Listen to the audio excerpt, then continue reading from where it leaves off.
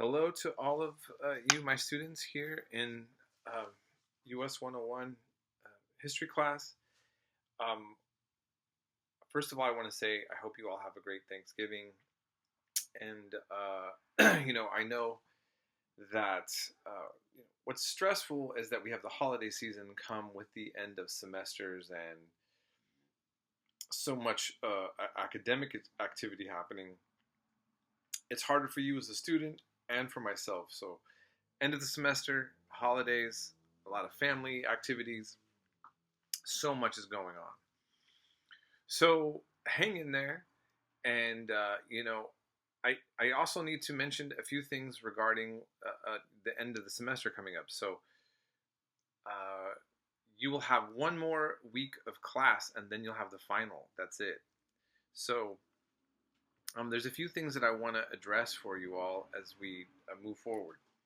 So late work. Um, you all know that before you turn it in, you have to contact me. If you turn in late work without asking, it gets rejected. And I'm going to be very strict about this because I have so much late work coming in at the end of the semester. I need students to communicate with me. If you've already communicated with me in the past, and I've said that you can, then that still stands. Now, we though are at the end of the semester. That means not this Sunday, but the next Sunday is the last day I'll take late work. And there's no exceptions because then we have finals. And I need to have time to grade everything. And I have a deadline that's given to me that I have to turn in all the late work. So you basically have, 2 weeks left to turn in any late work. If you, let's see. So let's also keep in mind, I'm trying to think of other things I wanted to say. Citations. Wow. I just have to keep repeating this to all of my classes. Dear students, there's never going to be a college paper unless it's like a reflection paper that's specifically, you're being told to do in a class. For the most part, you will always be required to have citations on a paper. And there will be different citation systems that, depending on the class you have, you'll have to do. I'm grading for students in a class similar to this. They're high school students taking a course through university in Texas. And I'm grading their papers. And their requirements are to really focus on university level material. And they have to cite using the Chicago style, which is what we're required to do in a college setting. I am not making you do Chicago style. We've barely talked about Chicago style. At MJC, there's not a requirement to do that. But when you transfer to a UC or a state college, many private universities, they're going to want those academic standards to be there. So the idea of citations is to get you into this mode where you understand what you need to do, and it also prevents the accusation of plagiarism. It also shows that you're not using AI for your papers, and that's why the citations that I have to be within the text itself. If you have papers that got zeros, or I have written notes to you and haven't graded yet because I said that you need to fix the citations, now's your opportunity to do that, okay?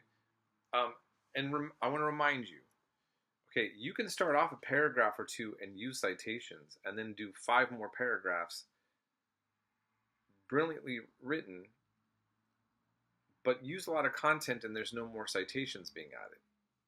That paper is not doing citations properly. The entire point of a citation system, and that's why I don't ever say when students ask me how many citations need to be in a paper, the answer is this: you have a citation when you've cited something. And what does that mean? It means if you've written something and where you've got the information from, and I don't mean a direct quote, because a direct quote's more obvious, right? There it's easy. Direct quote, citation right after. But if you're writing about, say, John Brown, and you go on about John Brown for 2 paragraphs.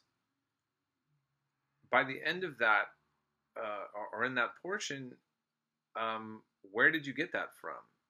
If in the first paragraph you use one of my videos, and the second one a documentary video or in a reading, wherever you're getting all the information from, that should come after the thought was given, because it's a way of saying, I know something about John Brown now. Now, how is it that I know something? Where did I get this information from? Did I just pull it out of my head? Or what source did I go to? The citation gives the reader the chance to say, oh, I can actually find where this person got the information from. So you can see how that's valuable when you're having a college paper. If somebody was to say, well, our current president said some very anti-American things by saying blah, blah, blah, blah. It could be any president. You would say, that's a serious accusation. Where did they get that? Where are you getting this information from? And that goes for everything, right? I mean, and that's how we work in the day-to-day conversation. Someone says, well, do you know that so-and-so said da-da-da-da, or I saw so-and-so did something. How do you know that that person did this or that? You're trying to figure out, is this reliable information, right? And where, you're going to see the source. Oh, I trust so-and-so always is pretty reliable. Oh, this person said that about somebody?